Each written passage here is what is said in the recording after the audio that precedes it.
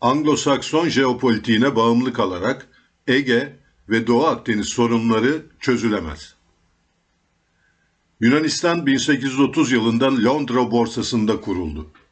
1821 sonrası Mora'da Türk katliamı ile başlayan isyan sonrasında Yunanistan'ın kuruluşuna destek için Londra, geçici Yunan hükümetine 3 milyon pound borç vermiş ve Londra borsasında bu amaçla 1824 ve 1825 yıllarında hisse senetleri çıkarılmıştı. 1827 Eylül ayında karada isyanın bastırılması önemli bir aşamaya gelince ve hisse senetleri değer kaybetmeye başlayınca İngiliz, Fransız ve Rus büyükelçiler Babu Ali'ye bir nota vererek Ege'de deniz güvenliğinin kalmadığını ve Avrupa deniz ticaretinin bundan zarar gördüğünü belirterek Yunan devletinin kurulmasına ve savaşa son verilmesini talep ettiler. Halbuki deniz ticaretine zarar verenler Yunan deniz haydutlarıydı. İlerleyen günlerde Batı Akdeniz'de ortak bir filo oluşturuldu ve üç devletin savaş gemileri 24 Ekim 1827'de Osmanlı İmparatorluğu'na savaş ilan etmeden Osmanlı Yüksek Komutanlığı'nın aymazlığından da yararlanarak Navarin limanının içine girerek ani bir baskınla kara harekatına destek sağlayan Osmanlı-Mısır ortak donanmasının 60 gemisini yaktı. 6.000 denizci kaybedildi. 3 yıl sonra 1830'da Yunanistan bağımsız bir devlet olarak ilan edildi. Adı Hellas devletiydi. Biz Türkler Perslerden kalma alışkanlıkla bu devlete Yunanistan dedik. Grekçe konuşulduğu için Atina Helen devleti ile hiçbir ilişkisi olmadığı halde tamamen Anadolu kültürü ve tarihine bağlı İonya'dan esinlenerek Yunan dedik. Bu çok büyük bir hataydı. Grekya denilebilirdi. Batı'nın tampon devleti. Birinci sanayi devrimini tamamlayarak makine gücüne geçen Anglo-Sakson hegemonya, Londra liderliğinde Hristiyanlık, Roma hukuku ve Yunan felsefesinin sac ayakları ile oluşturdukları Batı dünyasına yarattıkları yeni devleti eklemişlerdi. Kapitalizmden emperyalist aşamaya geçilen dönemde kurdukları kukla devletin başına bir Alman soylusu olan Otto isimli kral getirildi. Böylece Yunanistan'ın bağımsızlığı ile deniz ticaretinde zaten tamamen Yunan-Rum ticaret filosuna bağımlı olan Osmanlı'nın Akdeniz'deki deniz gücü varlığı onarılması çok güç, büyük yara aldı. Daha sonra Mora'da başlayan isyan kuzeye yayıldı ve büyük Türk katliamları yaşandı. Ege'de Kiklad adaları kaybedilmiş, adaları geri alacak ve koruyacak donanma olmadığından 15. yüzyılda başlayan mutlak Türk egemenliği adalar cephesinde ilk darbesini yemişti. Yunanistan daha sonra kademeli şekilde kuzeye, güneye ve doğuya sürekli büyüdü. Batıya kaderini teslim etmiş bir devlet. Tarihsel süreçte arkasındaki emperyalist desteği, Panhellenizm, Ortodoks Hristiyanlık inancı ve Türk düşmanlığı ile şekillendiren Atina, milli yüksek stratejik hedefi olan Megali İdea'yı 1830'dan günümüze kadar kullandı ve kullanmaya devam ediyor. Milli güçleriyle ters orantılı söz konusu hayalperest ülküsü, Atina'yı Batı'nın her daim kullanışlı vekiline dönüştürdü. Böylece tarih boyunca kaderlerinin Batı tarafından şekillendirilmesine izin verdiler. Zamanı geldi, Anadolu'da üzerimize sürüldüler. Zamanı geldi, Anglo-Sakson yüksek çıkarları uğruna İkinci Dünya Savaşı sonunda iç savaşta birbirlerini kırdılar. Bugün de Amerika Birleşik Devletleri'nin 51. eyaletine ve ileri askeri üssüne dönüşmüş durumdalar. Karacı Doğu ile Denizci Batı arasında sınır devleti. Anglo-Sakson hegemonya Yunanistan'ı deniz jeopolitiği perspektifinde Doğu ve Kuzey'e yönelik tampon devlet olarak kullandı. Öncelikle Uzak Asya'dan gelerek Anadolu'yu yurt edinen ve imparatorluk kurma becerisini gösteren Türklere karşı Avrupa garnizonunun doğudaki sınırını oluşturdular. Donanmasız Osmanlı'nın jeopolitik körlüğünü kullanarak Ege Denizi'ni ve binlerce ada, adacık ve kayalıkların varlığını tampon olarak kullandılar. Türkler kıtadan, karadan denize çıkmamalı ve Akdeniz'e, batıya yönelmemeliydi. Nitekim İtalyan, Balkan ve Birinci Dünya Savaşı'nda donanmamızı Ege'ye çıkarmadılar. Bu deniz, Anglo-Sakson hegemonlar için Avrasya'da güçlenerek denize çıkacak diğer güçlere de kapanmalıydı. Londra, denize çıkacak güç kendi çıkarlarına uyum sağlıyorsa buna kısmi izin veriyordu. Aksi halde silahla müdahale ediyordu. Londra 93 yani 1877 Türk-Rus Harbi sonrası 2. Abdülhamit döneminde Yeşilköy'e dayanan Rus Çarı'nın ordusunu Kraliyet Donanması'nı İstanbul önlerine göndererek durdurmuştu. Ancak çok değil 30 yıl sonra Avrupa'da kendine büyük rakip olarak yükselen ve denize çıkmak isteyen Almanya'yı engellemek için aynı Rusya'yı 1908 Reval görüşmesinde hasta adam Osmanlı'dan toprak vaadiyle yanında savaştırmaya ikna etmişti. Aynı Londra bu kez 2. Dünya Savaşı'nda can düşmanı komünistlerle birlikte müttefik olarak Hitler Almanyası'na karşı savaşıyordu. Sovyetler 2. Dünya Savaşı'ndan büyük bir zaferle çıkınca kısa sürede tekrar en büyük düşmana dönüştürülüyor ve okyanus ötesindeki yeni hegemon Amerika Birleşik Devletleri ile NATO'nun kurulmasına önderlik ediyordu. Amaç Sovyetlerin okyanus ve denizlere çıkışının ve aynı zamanda Avrasya'da tam hakimiyet sağlayacak bütünlüğü sağlamasını engellemekti. Temel kural buydu.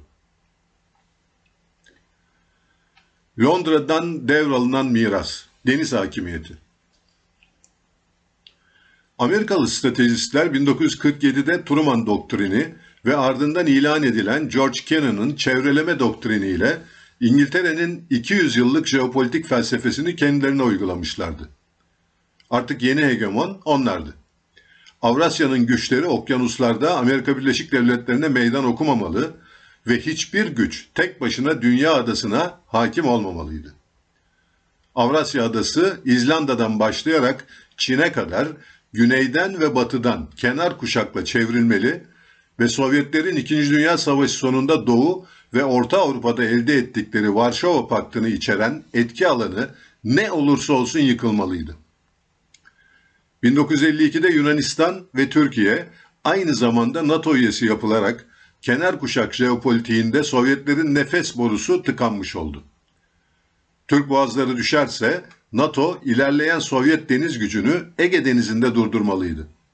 O nedenle Yunanistan'la Türkiye 1947 sonrası daima Amerika Birleşik Devletleri yanlısı jeopolitik bütünlük içinde değerlendirildi. Böylesi önemli ve büyük bir stratejide gerçekte birbirine düşman iki hükümetin jeopolitik satrançta ayrı kutuplarda olması düşünülemezdi. O nedenledir ki Amerika Birleşik Devletleri 1947'de ilan edilen Truman doktrini sonrası her iki ülkenin de Sovyet etki alanına çekilmesini önlemeye çalışmış, bu uğurda darbeler dahil kendi lehinde olacak hükümet değişikliklerini her zaman desteklemiştir. Atina'nın komünizmden uzaklaştırılması. Atlantik cephenin Yunanistan'ı Sovyet etki alanından çıkarma gayretleri 2. Dünya Savaşı'nın sonunda başladı. Churchill, Yalta Konferansı'ndan 4 ay önce 9 Ekim 1944 günü Stalin'le Moskova'da buluştu. Burada Yüzdeler Anlaşması olarak bilinen Balkanlardaki etki alanlarına yönelik görüşmeyi gerçekleştirdiler. Yunanistan, Anglo-Sakson etki alanında kaldı. 1944 yılında Nazi işgalinden kurtulan Yunanistan'da Anglo-Sakson yanlısı George Papandreou, Milli Birlik Hükümeti'ni kurmak için görevlendirildi. Halbuki aynı zaman diliminde Yunanistan'da iç siyasete komünistler hakimdi. Kara jeopolitiğine hakim Stalin, komünistleri feda etmişti. Onun için Vistül Nehri ile Karpatları birleştiren hattın batısındaki tampon bölge Ege Denizi'ndeki Yarımada Devleti Yunanistan'dan daha önemliydi. Napolyon ve Hitler'in Rusya istila rotaları Ege'den ve Türk boğazlarından değil, batıdan geçmişti. Yunanistan Nazilere karşı Kurtuluş Savaşı'nı komünistler sayesinde kazanmış bir devlet olarak daha sonra iç savaşa sürüklendi. 1949'da Anglo-Sakson jeopolitiğinin etkisindeki kralcılar savaşı kazandılar ve Yunanistan 1952'de NATO üyesi oldu. Ancak komünistler siyasette her zaman güçlüydüler. Sovyet Akdeniz Eskadronu 1964 yılından itibaren Ege'de Kitera Adası yakınlarında demirleme, Girit'ten akaryakıt tedariği ve ayrıca Şıra Adası'ndaki Neorion tersanesinde yardımcı savaş gemilerinin bakım, onarımı için Yunan hükümetlerinin desteğini alınca 21 Nisan 1967'de aşırı sağcı, anti-komünist Albay G. Papadopoulos liderliğinde ülkede Amerikancı bir darbe yapıldı ve 1974 yılına kadar Albaylar Cuntası krallığı ilga ederek ülkeyi yönetti. 12 Eylül ve Kenar Kuşak Konsolidasyonu. Kıbrıs Barış Harekatı sonrasında milli refleksle NATO'nun askeri kanadından ayrılan Yunanistan çok değil 6 yıl sonra Türkiye'de 12 Eylül darbesinden sonra Amerikalı karar vericilerin baskısı ve Türkiye'deki Washington uyumlu Yüksek Askeri Komutanlığın oluru ile NATO'nun güney kanadına ve dolayısıyla kenar kuşaktaki vekil rolüne tekrar geri döndü. Böylece Ege Denizi'nde Sovyet deniz gücüne karşı Türk boğazlarından sonraki ikinci tamponun konsolidasyonu sağlanmıştı. Türkiye, 12 Eylül'ün Yüksek Askeri Komutanlığı ve sonradan iktidara gelecek Özal rejimiyle Amerika Birleşik Devletleri'nin gönüllü ve istekli vekili olmaya çoktan soyunmuştu. Gerek 1979'da İran'ın kaybı, gerekse 1980'de Afganistan'ın Sovyet işgalinin yarattığı büyük şoklar, Amerika Birleşik Devletleri ve kenar kuşak için en azından güney kanatta atlatılmıştı.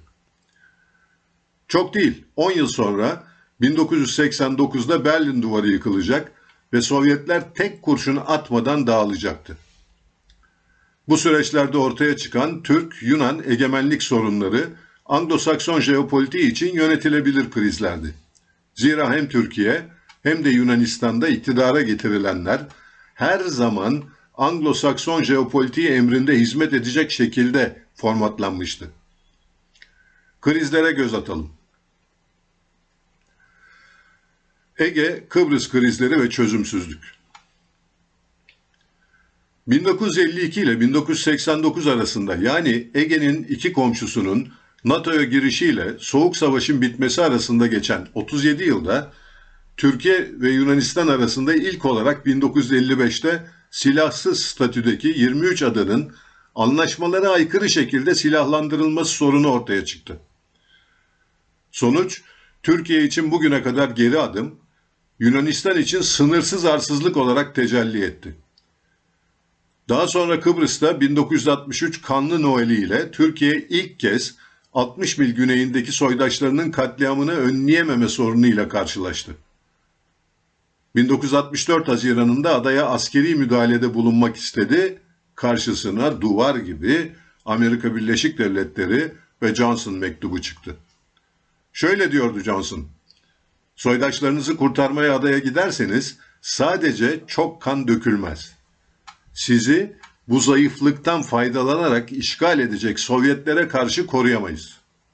Ayrıca bizim hibe ettiğimiz uçak, tank ve gemileri adada kullanamazsınız. Türkiye yine yutkundu. Mektubun ardından İnönü, Amerika Birleşik Devletleri'ne resmi ziyarette bulundu. 1967 Kıbrıs Geçitkale olaylarında da adanın üzerinde jetlerimizi uçurabildik ve yine kalıcı bir sonuç alamadık. 1974 Nikos Samson darbesinde adada durum farklıydı. Bu kez milletin bağışlarıyla yaratılan bir çıkarma filomuz ve en azından Türk çıkarlarını Amerika Birleşik Devletleri çıkarları üzerinde gören Necdet Uran ve Kemal Kayacan gibi amirallerimiz sayesinde geliştirilen bir amfibi gücümüz vardı. Neticede 20 Temmuz 1974'te adaya müdahale ettik. Müdahale başlangıçta adada çok güçlenen komünistlerin ve 3. Dünyacı, bağlantısızlar grubu, Makaryos'un tasfiyesine dolaylı katkı sağladığı için Amerikan hükümeti tarafından engellenmedi. Ancak Türk ordusu 2. harekatta durmayınca ve geri çekilmeyip 1983 yılında Kuzey Kıbrıs Türk Cumhuriyeti kurulunca Amerika Birleşik Devletleri kendi jeopolitiği için bu varlığın Doğu Akdeniz'de en büyük tehditlerden birisi olduğuna karar verdi. Ermeni terörü ve Türkiye'de 12 Eylül 1980'e kadar devam eden iç savaş ortamının yaratılması sağlandı. Yani Türkiye'nin jeopolitik refleksi Anglo-Sakson cephe tarafından ağır şekilde cezalandırıldı. Yeni krizler ve çözümsüzlük. Kıbrıs Barış Harekatı sonrası Ege'de Yunanistan ile 1975 yılında Ege Kıta Sahanlığı ve mütakiben 1982 yılında Ege Karasuları sorunları çıktı. Kıta sahanlığı krizi 1987'de tekrarladı. Bu krizlerde iki ülkenin donanma ve hava kuvvetleri karşı karşıya geldi. Ancak krizler bir savaşa dönüşmedi. Zira tüm krizlere Amerika Birleşik Devletleri büyük siyasi baskılarla taraflara müdahale etti. Krizlerin hiçbirinde yüksek askeri komutanlık ve siyasi irade, ortaya çıkan sorunu askeri tedbirlerle sonlandıracak iradeye ve kararlılığa sahip olamadı. Bu krizlerin dışında hava sahası, arama kurtarma sahası, fır sahası gibi tali sorunlar 1951 yılından bu yana devam etmekte. Tekrar edeyim. Hiçbir Türk hükümeti bu saydığım krizlerin yönetiminde askeri güç kullanma aşamasına gelmemiştir. Kardak krizi ve Amerika Birleşik Devletleri müdahalesi. Askeri çatışma potansiyeli açısından en kritik kriz Soğuk Savaş sonrası 25 Aralık 1995 günü başlayan Kardak krizidir. Bu krizde iki donanma hızlı bir tırmanma sonucu savaşın eşiğine gelmiştir. Durum ve kuvvet üstünlüğü Türkiye'ye ait olduğu halde Amerikan Dışişleri Avrupa ve Kanada'dan sorumlu Bakan Yardımcısı Richard Holbrooke 31 Ocak 1996 günü Türkiye'nin Amerika Birleşik Devletleri Büyükelçisi Nusret Kandemir'i makamına çağırarak şunu söylemiştir. Ege'de kesinlikle savaş istemiyoruz. Sorun ne olursa olsun barışçı yollarla halletmeniz gerekli. Ege'de ilk kurşunu atacak olanın başı Amerika Birleşik Devletleri ile derde girer. Richard Holbrooke daha sonraki açıklamalarında Kardak krizi sırasında NATO ittifakı içinde istikrarın korunmasının önemini vurgulayarak her ikisi de NATO üyesi olan Yunanistan'la Türkiye arasındaki bir çatışmanın ittifakın bütünlüğüne ve genel güvenliğine zarar vereceğinin altını çizmişti. Holbrooke'a göre NATO, iki üyesi arasındaki çatışmaları kaldıramazdı. Yıllar sonra dönemin Yunan Dışişleri Bakanı Pangalos bir televizyon programında şunları açıklamıştı. Holbrooke, Ege'de bulunan Amerika Birleşik Devletleri savaş gemilerinin ve uçaklarının Türk ve Yunan gemilerini izlediğini ve elektronik olarak bloke edebilecek bir teçhizata sahip olduğunu söyledi. Yani iki ülkenin biri füze atmaya karar vermiş olsaydı füzeler denize düşecekti. 1996 yılında Kardak'ta bulunan Amerika Birleşik Devletleri gemileri olası savaşın önlenmesi için her iki tarafında silah sistemlerini bloke etmeye hazır, kararlı bekliyordu. Anglo-Sakson jeopolitik gölgesi ve bağımlılık. Genel olarak Ege ve Doğu Akdeniz'de Avrupa Birliği, Amerika Birleşik Devletleri'ne ve NATO'ya tam bağımlı Türk ve Yunan hükümetleri Anglo-Sakson jeopolitiği gölgesinde mevcut durumu sürdürebilir. Türkiye, Amerika Birleşik Devletleri ve Avrupa Birliği'nin her zaman 3. sınıf sözde ortağı müttefiki olarak jeopolitik çıkarlarını kısa ve hatta orta dönemde çözme potansiyelini Ege ve Doğu Akdeniz'de kinetik enerjiye çeviremez. Önce 2008 sonrası başlayan Ergenekon ve Balyoz kumpasları ve ardından 15 Temmuz 2016'da yaşanan Amerika Birleşik Devletleri, Avrupa Birliği ve NATO destekli FETÖ darbe girişimi, Ankara'ya Anglo-Sakson jeopolitiği dışında hareket etmesinin bedeli olacağını gösterdi.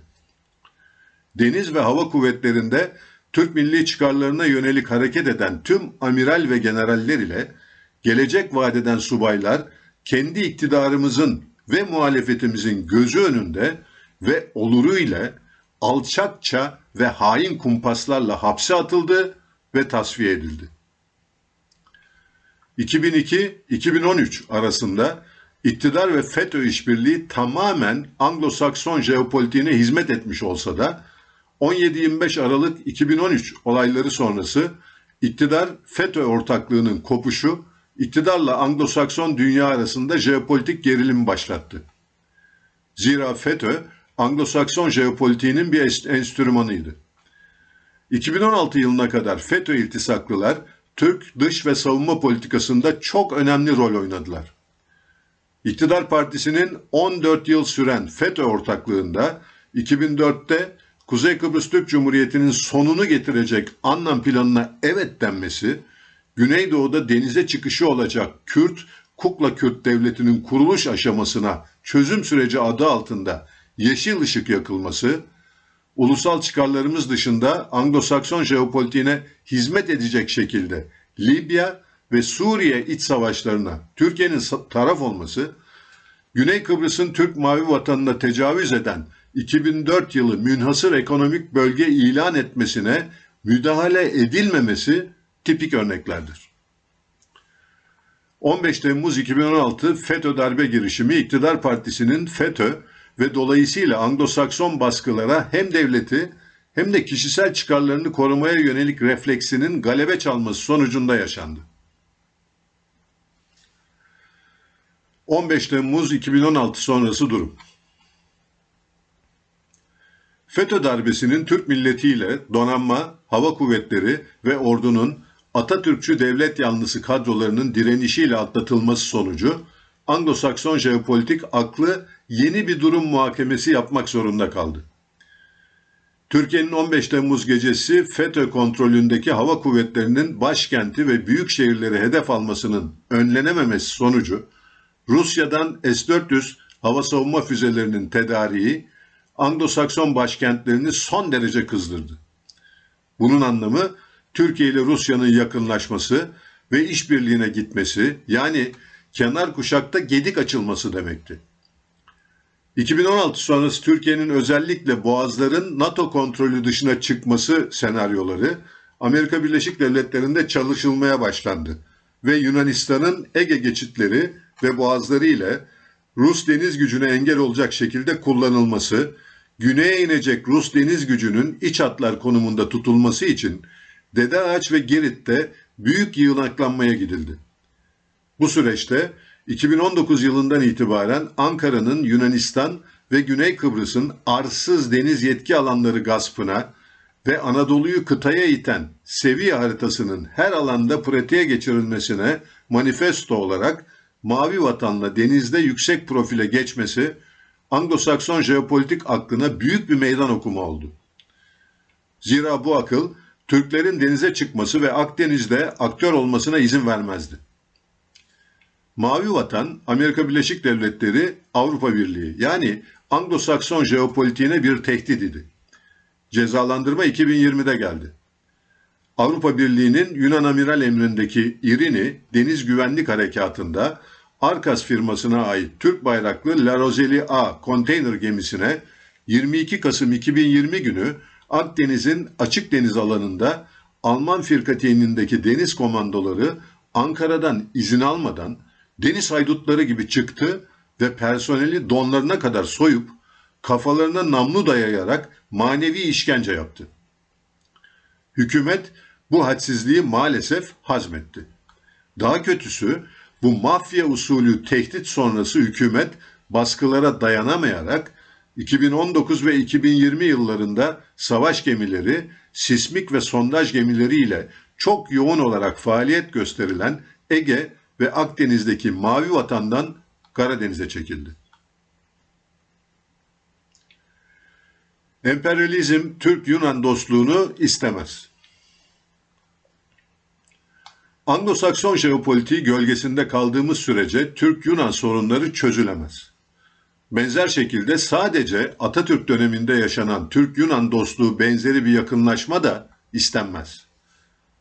Atatürk'ün bunu başarmasının temel nedeni aynı dönemde hegemonyanın İngiltere'den Amerika Birleşik Devletleri'ne geçiyor olması ve kenar kuşak jeopolitiğinin henüz devreye girmemiş olmasıydı.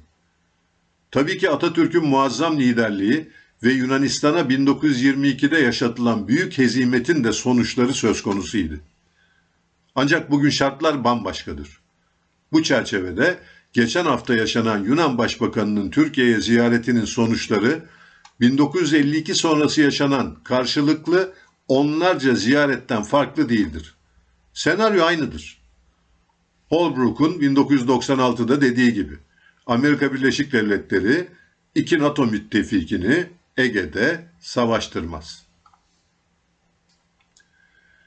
Ne yapmalı? Türkiye, bağımsız savunma sanayi ile güçlü ekonomiye sahip olmadan, bloksuz dış politika uygulamadan, Anglo-Sakson dünyanın desteğindeki Yunanistan'ın arsız jeopolitik ihtiraslarını ve hayalperest iddialarını önleyemez. Bu faktörlere bir de içimizdeki iktidar ve muhalefetteki mandacıların teslimiyetçiliğine eklersek, durumun karmaşıklığı ortaya çıkar. Başbakan Mitsotakis'in ziyareti 1952'de yazılan senaryo üzerinden oynanan bir tiyatronun değişik perdesidir. Çok kutuplu dünya düzeninin hayata geçtiği, Gazze vahşetinin çaktığı son çiviyle Batı'nın sahte, kural temelli dünya düzeninin çöktüğü yeni dönemde Türkiye'nin bağımsız, bloksuz bir politika yerine ısrarla Anglo-Sakson jeopolitiğine, dolayısıyla NATO ve Avrupa Birliği'ne tam bağımlı kalmaya devam etmesi, Yunanistan kaynaklı pek çok arsız sorunun çözümünü geciktirecektir. Bugün Yunanistan'ın Anglo-Sakson vekilliği ve ucuz kan olma ihtirası devam etmektedir. Anglo-Saksonizm Türk düşmanlığını koruyarak, teşvik ederek Yunanistan'ı yanına çekmeye devam edecek ve Yunanistan'la Türkiye arasındaki rekabet üzerinden Yunan topraklarında üstlenme ve gerektiğinde Yunanistan'ı vekalet savaşında kullanma seçeneğini her zaman elinde tutacaktır. Anglo-Sakson jeopolitiğine bağımlı kaldığımız sürece gerek Ege, gerekse Doğu Akdeniz, Kıbrıs sorunlarında çıkarlarımızı korumamıza ekonomik abluka, ambargo, yaptırım ve hatta silahlı müdahale tehditleri kullanılarak izin verilmeyecektir.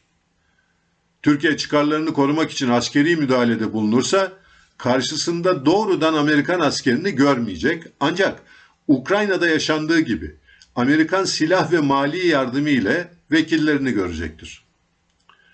Süratle gerileyen Anglo-Sakson jeopolitiğinin somutlaşmış temsilcisi NATO ve yarattığı yumuşak gücün kurumsallaşması üzerinden Türk medyası, akademi dünyası, sivil toplum kuruluşları ve devlet kurumlarının önemli kısmı sözde kural temelli, kapitalist liberal düzeni vazgeçilmez görmeye devam ettiği sürece Doğu Akdeniz ve Ege'deki hayati çıkarlarımız aşınmaya devam edecektir. Ancak unutulmamalıdır ki dünya hızla değişmektedir. Asya çok hızlı yükselmektedir. Kolektif Batı her alanda gerilemektedir. Soğuk Savaş sonrası yaşanan Anglo-Sakson temelli müdahalelerde yaşanan vahşet ve kitlesel göçlerle devam eden Gazze katliamı üzerinden hukuki ve ahlaki değerlerini ve liderliğini kaybeden Anglo-Sakson dünya yeni oyun kuracak ve küresel barış yaratacak durumda değildir. Türkiye bu gerçekleri görmeli, tarihinden aldığı gücün ve en önemlisi milletinin gerçek gücünün farkına varmalıdır. Eminim ki Mustafa Kemal Atatürk'ün kurtuluşun başından itibaren karşı çıktığı İngiliz, Amerikan, kısacası Anglo-Sakson mandacılığına halkımız ve onun gerçek temsilcisi hükümetler bir gün mutlaka hayır diyecektir. Cem Gürdeniz.